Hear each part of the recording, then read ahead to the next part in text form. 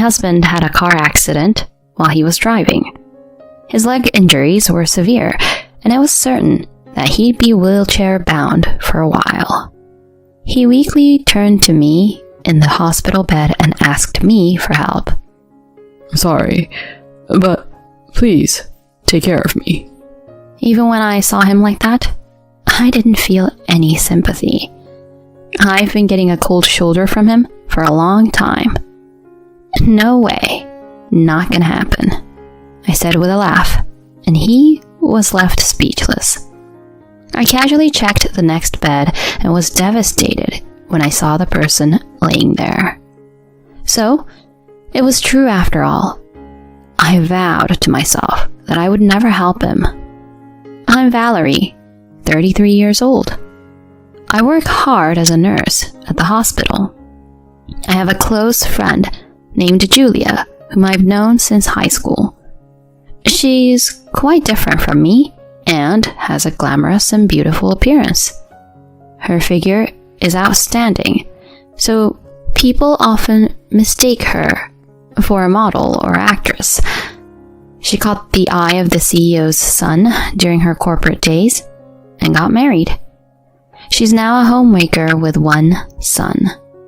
Despite the significant difference in our circumstances, she's always been a good friend to me. Since she has more experience with guys, I confide in her about my love life. Being a nurse is a demanding job. There are often night shifts, and being called in on days off for emergencies is not uncommon. Because of this, I haven't had much luck in the romance department.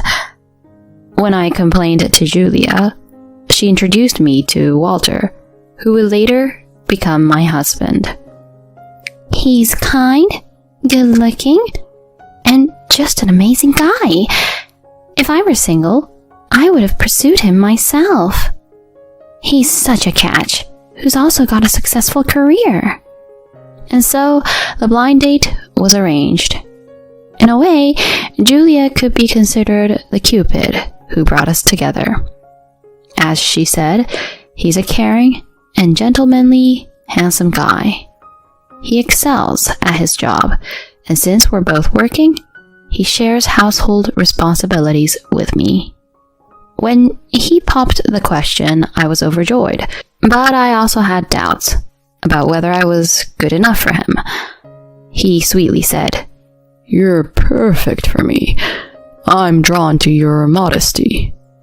And with that, we got married and started living together in an apartment. I felt deep gratitude for being married to him and owed Julia a lot for bringing us together. Despite having a peaceful life without any major arguments, there's one thing that troubles me. Even after 3 years of marriage, we still haven't conceived a child. We're actively trying, but it just isn't happening. I'm 33 now, and felt a sense of urgency due to my age. Nowadays, with the advancements in medical technology, it's not uncommon for people to give birth in their late 30s to their 40s. Given my background in healthcare, I also know the various risks that an advanced maternal age poses to both the mother and the child. That's why I want to have a baby as soon as possible. My longing is so strong that I start considering fertility treatment. One day, I brought up the topic to Walter. I think the reason why we haven't been successful is that both of us or one of us has an issue. I want to get a thorough test to find out. So let's go to the clinic together. I thought that he, who was normally loving and caring, would surely agree. However, my expectations were quickly shattered. He refused to undergo infertility testing, no matter how hard I tried to persuade him. "No way. It's embarrassing. I'm not infertile, you know. If anything, it's probably you." His unusual assertiveness made me uneasy. How can you be so sure? You can't determine infertility without a test. His face contorted with anxiety, and he broke into a cold sweat while his eyes darted nervously around the room. Well, I just have a feeling. There's nothing particularly wrong with my health anyway. His suspicious behavior led me to intuit that he was hiding something, although I had no concrete evidence. Our conversation didn't progress, and the topic of infertility treatment remained unresolved. I couldn't help but be curious about what he was hiding. Once you start suspecting someone, you begin to notice things you hadn't before. For instance, he frequently has to work late, despite the number of days on his pay stub not aligning with that. There was even a time when he came home late and had the scent of sweet woman's perfume on him. He brushed it off, saying he had been out for a work event, but it seemed fishy. Furthermore, I often find strands of long hair in his car. We both have short hair, so it makes no sense. He claims that it fell when he had a female colleague in the car, but it just doesn't sit right with me. I doubt that there are any male colleagues with such long hair, and it's hard to believe he regularly gives female colleagues rides. My suspicions about him deepens. So, I decided to confide in Julia about him. She arrived at a cafe, looking all put together in designer clothes, with glossy hair and immaculate makeup. Still as beautiful as ever. Sorry for keeping you waiting. So, what's going on? You said something related to Walter? I explained to her all the suspicious behavior and how his attitude toward infertility treatment was strange. I expected her to offer some advice on how to deal with the suspicion of infidelity. To my surprise, she said it was all my fault. I can't imagine a serious guy like him would cheat. You're just overthinking it. I understand being anxious about not getting pregnant, but that doesn't mean you should take out on him. But there are so many shady things. When I confronted him, he acted strangely. Anyone would freak out if their spouse suddenly accused them of cheating. As for the infertility treatment, there's nothing wrong with his health. It's natural for him to deny it. Hey, you're not thinking about a divorce over such a minor thing as this, right? It's a shame to part with someone as wonderful as him. She tried to persuade me, which left me feeling incredibly uneasy inside. I thought she'd at least listen to me whine and offer some comfort, even if she didn't give advice. In reality, she defended Walter, who had a suspicion of infidelity, and pointed out that it was my fault. Maybe she felt she had to defend him since she introduced us. Nonetheless, it bothered me that she adamantly took his side. I couldn't help but wonder why. Afterward, I tried to bring up the topic of infertility testing with Walter whenever I could, but he would quickly dodge the subject, citing work commitments.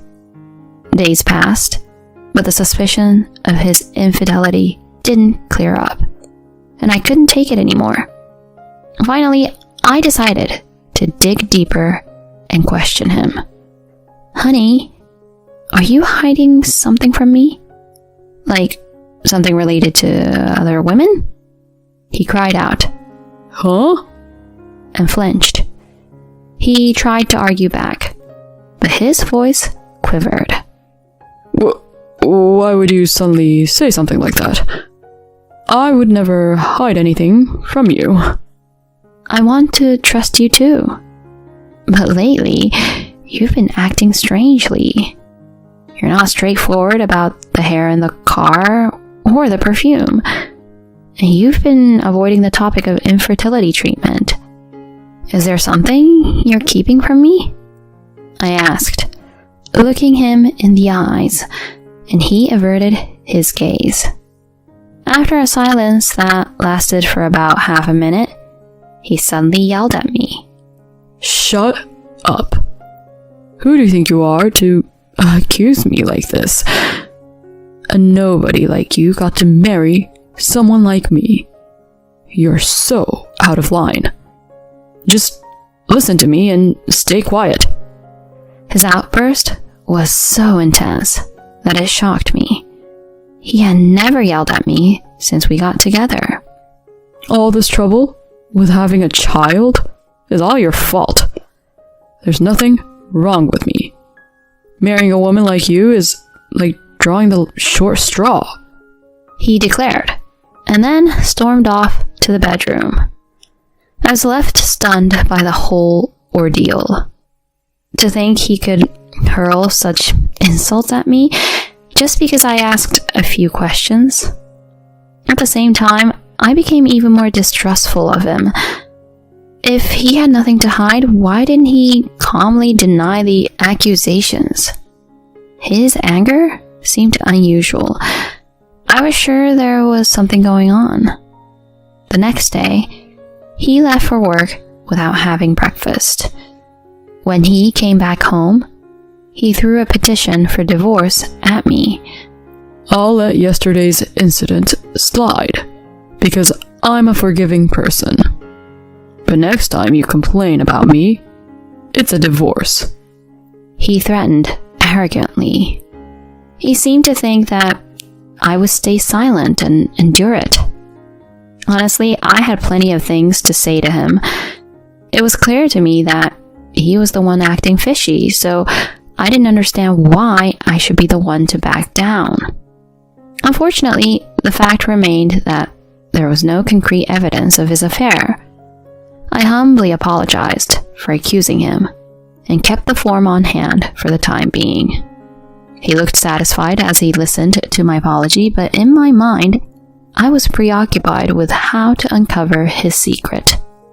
Although a private investigator was expensive, I was considering hiring one, but things took an unexpected turn. I received a call from someone who revealed his affair and even told me the identity of his mistress. The story was so shocking that it made my head spin. While I had expected his infidelity, the identity of his mistress was a surprise.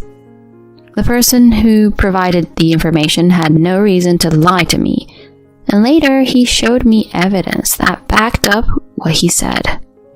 I was devastated and ended up in tears. Once I composed myself, I was filled with anger toward both Walter and his mistress. I vowed not to let them get away and swore to bring them down. One day I came home to find Walter packing his suitcase. He seemed to be in a good mood, even humming a tune. Oh, you're home. Good timing. I'm sorry for the suddenness, but I'm heading out on a business trip now. I'll be away for about a week, so please, take care of the house, he nonchalantly announced. Of course, I couldn't just nod in agreement because there was something important we needed to discuss. Wait, I have something important to talk to you about. As soon as I said that, his face turned noticeably sour. He probably thought I was going to bring up the infertility topic again. When I tried to speak, he cut me off saying, Enough already. I've told you many times. There's nothing wrong with me, so I won't go for the test. You're being annoying. I'm in a hurry, I'm leaving now. I tried to tell him that wasn't it, but he didn't listen and quickly left. I told myself not to show any mercy upon his return. I suppressed the urge to scream in anger and wished for some divine retribution to befall him. Surprisingly, my wish came true quite easily. A few hours after he left, I received a call from the police. Your husband and his sister have been in a car accident and were urgently transported to the hospital. Apparently, he had been driving too fast and couldn't navigate a curve, resulting in a crash. By the way, he's an only child, so there was no sister to be with him. Most likely, the woman with him was his mistress. I rushed to the hospital and spoke to the doctor. Walter has severe leg injuries, and it was confirmed that he would be in a wheelchair for the foreseeable future. I went to his room to check on him. When he saw me, he seemed somewhat uncomfortable, but he managed a weak smile and asked me for a favor. You must have heard it from the doctor, but I'll be living in a wheelchair from now on. I'm sorry for the trouble, but I'm asking you to take care of me. In a healthy, loving marriage, if a spouse were asked to take care of the other, they would probably agree without hesitation. However, I couldn't help but burst into laughter. Take care of you? That's impossible. No doubt about it. He was left dumbfounded by my response. He clearly hadn't expected me to refuse him. I stared at him with a mocking look. Did you really think I hadn't realized yet? The person you were with was your mistress, wasn't she? You lied about having a sister, even though you're an only child. He was turning pale as he listened. He either couldn't find the words to defend himself or just couldn't make a sound but kept opening and closing his mouth. Ignoring him, I opened the curtain to the adjacent bed where his sister was supposed to be resting. There, I found my best friend Julia. The doctor said that she too was seriously injured and required nursing care. I gazed at her for a while, and then I glared at Walter. So, she was your mistress after all. In fact, it was her husband who informed me about their affair. He had suspected her infidelity, hired a private investigator, and discovered that Walter was her partner. Apparently, they had been seeing each other for quite some time. She didn't want to give up her luxurious lifestyle with her husband and had proposed to Walter to marry me as a cover-up. There was an even more shocking and dreadful revelation. The son she had given birth to wasn't her husband's, it was Walter's. Her husband had become suspicious because the son looked nothing like him and had conducted a DNA test. It confirmed that there was no biological relationship between them. When I saw the son's face, which bore a striking resemblance to Walter, I was amazed. He was so certain he had no issue because Julia had given birth to his child. It made sense to deny being infertile with a track record like that. When he looked at me and Julia's husband with despair, I crushed him with another wave of bad news. So, we're getting a divorce. I'll make sure to claim alimony too. I have a lawyer already, so be prepared, I declared, ready to leave. But he shouted, Wait, I was wrong. Julia was persistent, and I ended up continuing the affair. I genuinely love you. You know that, right, honey? I'll break up with her. Please, reconsider the divorce. He pleaded earnestly, but his words had no effect on my heart. Instead, my disappointment in him grew. He was just trying to secure me as a caregiver and, as a bonus, avoid the alimony claim. His selfishness infuriated me. It was the perfect time to confront him head on. I took a deep breath and gave him a piece of my mind. So, this is your true nature, huh? How pathetic, trying to put the blame on her and sell her out to save yourself. I have to say, I feel sorry for her now.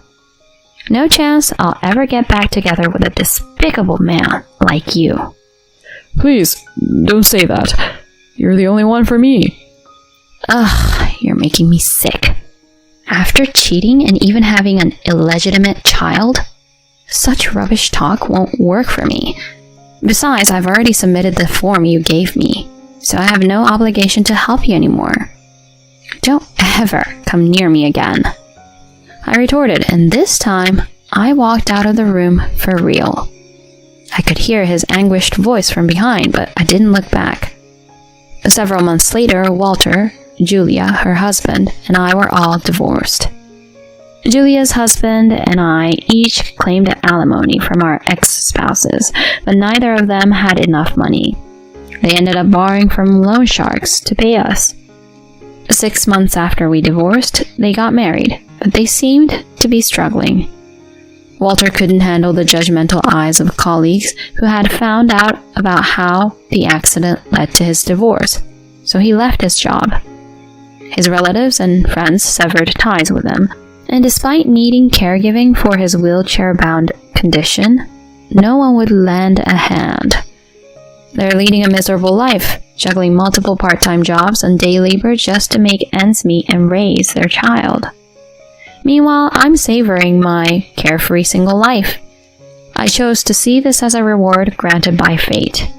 That's what I tell myself now.